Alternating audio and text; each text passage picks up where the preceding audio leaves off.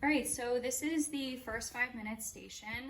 We're going to talk about the differences between a code blue and a rapid response. All of this information was pulled from the policy on Policy Medical, so if you're looking for more information, that would be a good place to look for it. For a code blue is reserved for a medical emergency for persons 18 years or older, and it is reserved for patients that are unresponsive, don't have a pulse, or are apneic. You can have patients that are one or the other. You can have a patient that's unresponsive but still has a pulse, but any patient that falls under those categories should be a code blue.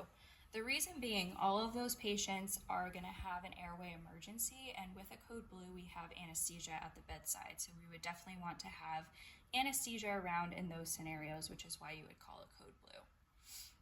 For patients that are boarding in the ER, so if we have admit patients that do not have a bed up on the inpatient floors yet, we do have a separate emergency code called a code blue ED admit team. Those patients are still under the care of the hospitalist, so we need a different code blue to alert the hospitalist that they need to go down there to those emergencies. On that team is hospitalists, cross-coverage hospitalists, anesthesia, house staff, respiratory therapy. ICU RNs will not respond to code blue ED admit teams. The ER nurses will be responsible for covering those emergencies. Other roles in code blue, so the first responder is the person who initially finds the patient, and this is the same for rapid responses as well. So that person is going to dial 5555, state code blue or rapid response with the location. And then you should be initiating circulation, airway, and breathing. So first you want to take care of the circulation. In that scenario, you would start CPR if the patient doesn't have a pulse. If the patient has trouble with airway or breathing, you can always use a BVM to help that patient until you get the rest of the team there.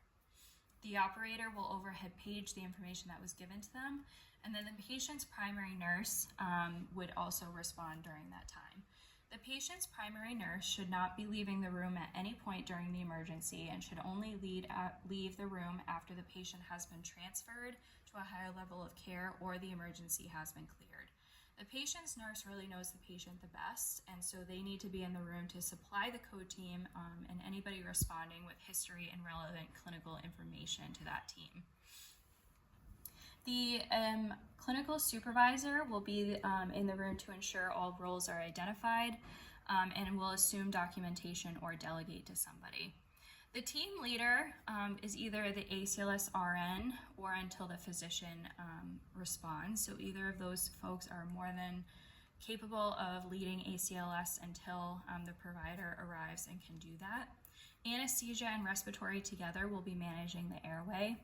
The ICU nurse is acting as the procedural and medication nurse in those scenarios. IV therapy is managing the IV/IO access.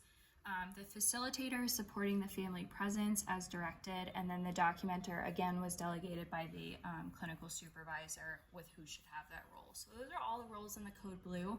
Pretty similar with rapid response. Besides anesthesia, you'll have those roles. For the primary nurse, for both a code blue or a rapid response, we use IMS bar to give report in those scenarios. So when you're giving report in those scenarios, you want to keep it really clear, really concise, and pertinent to what's going on with this current emergency. So if you start with I, that's important info. So you're going to want to give the patient's name and age. Medical history, that should be anything pertinent to current emergency. So anything that has to do with why the patient was admitted, maybe the patient was admitted with abdominal pain, that's definitely something that the team would want to know. Situation is why the rapid response was called, so go into explicitly what happened. Background is any relevant background, meds, labs, diagnostic results. So maybe you got back some labs this morning that you want to share with the team. Assessment is any relevant assessment findings. Maybe you saw on your assessment in the morning that the patient had decreased bowel sounds. That's definitely something that you would want to let the team know. And then if you feel comfortable, you can always give your thoughts and recommendations to the team if you feel comfortable doing so.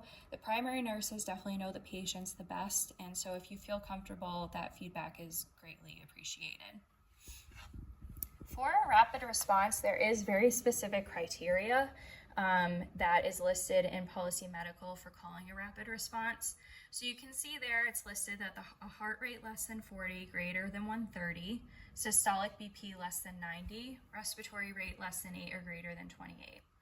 With the caveat that that has to be accompanied by symptomatic complaints, meaning that if your patient has a heart rate less than 30 and they're having chest pain, dizziness, dyspnea, that would be a good situation where you should call rapid response. So any of those outliers with symptomatic complaints should qualify for a rapid response. Acute change in SpO2 is the same thing. So if you have a patient that's less than 90% on O2, but they also have symptoms of dyspnea, changes in mentation, and shortness of breath, those patients would qualify for a rapid response. And then other life-threatening conditions are listed. So chest pain unrelieved by nitroglycerin, threatened airway, seizure, stroke symptoms, syncopal patients, and a hypoglycemic patient that is altered or unresponsive.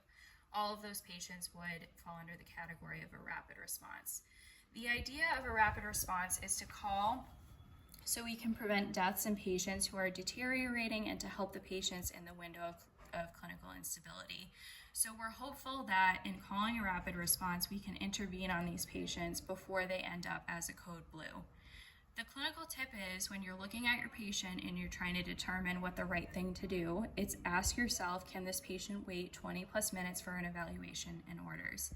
If you feel like the patient can wait for 20 minutes, you're more than welcome to keep an eye on your patient, wait for the provider to come evaluate the patient. If you feel like your patient really can't wait those 20 minutes and it may lead to them being more unstable than they currently are, call a rapid response so we can intervene on that patient until they become a code blue. And that's it.